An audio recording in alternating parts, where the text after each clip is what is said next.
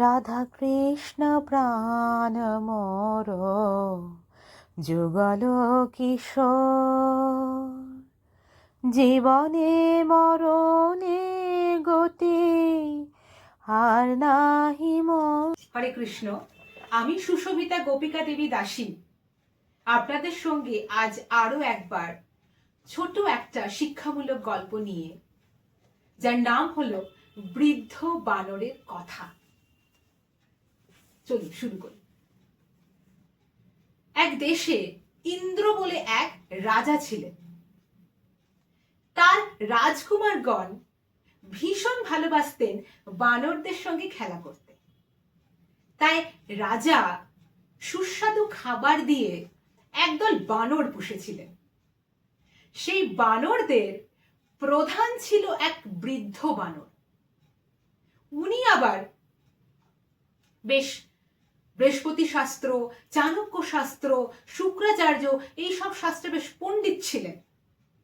এইসব কথা উনি ওনার বানর দলের বাকি সদস্যদের সঙ্গে প্রায় আলোচনা করতেন।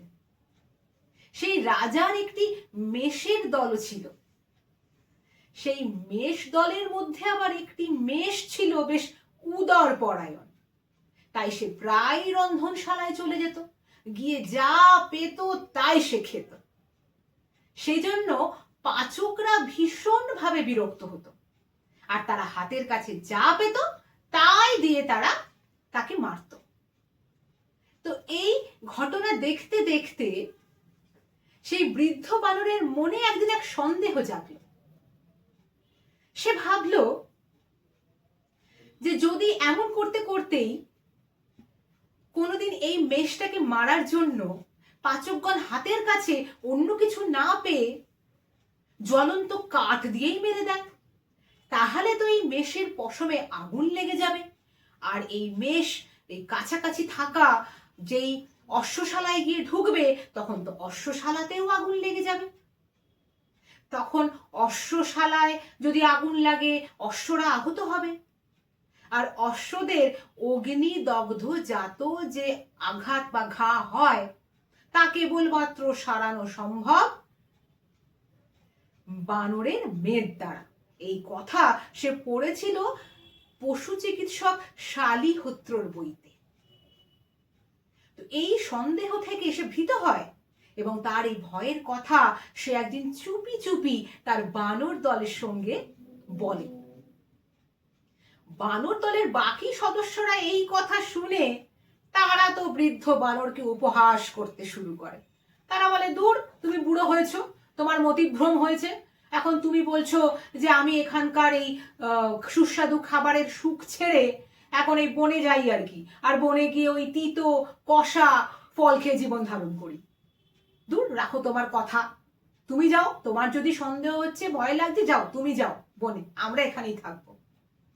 এই কথা শুনে বৃদ্ধ বানর মনে এক রাশ দুঃখ নিয়ে হাঁটা দেয় বনের দিকে।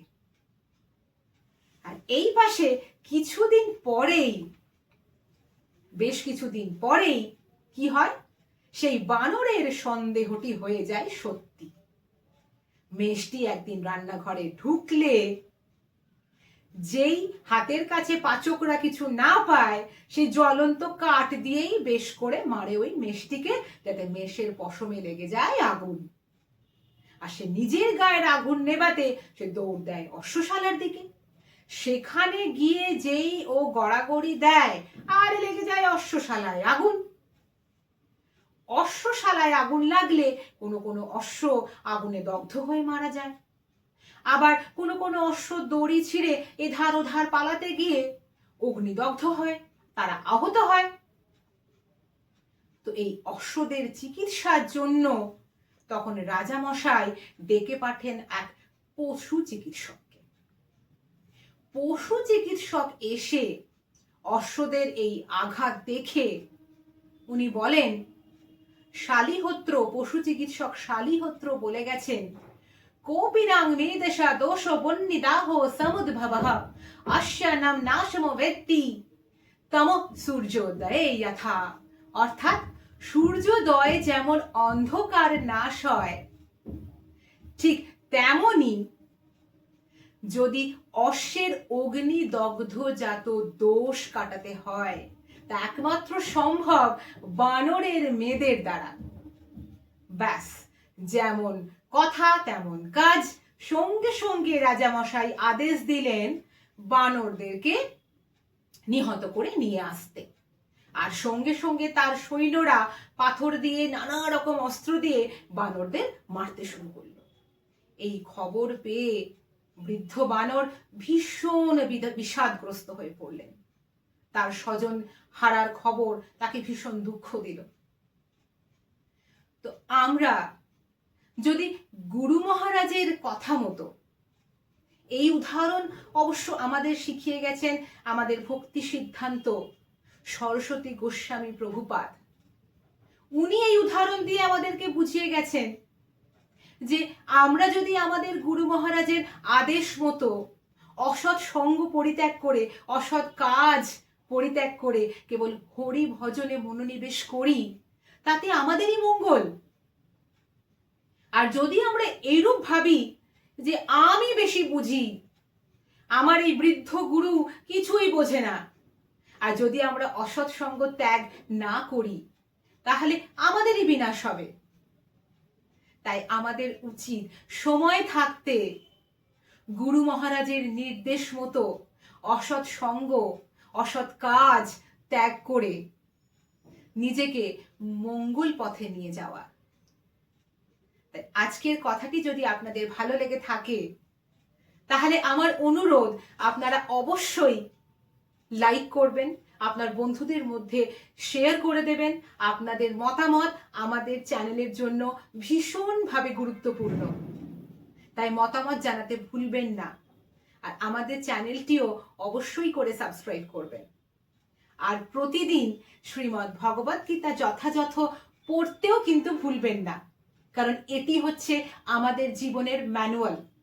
যেরকম একটি ওয়াশিং মেশিন কিনলে তার ম্যানুয়াল না দেখে সেটাকে আমরা অপারেট করতে পারি না, সেরকম আমরা যদি জীবনটাকে সঠিকভাবে সঠিক পথে চালাতে চাই, অপারেট করতে চাই, তার জন্য একমাত্র পথ হচ্ছে শ্রীমদ্ ভগবত গীতা যথাযথ।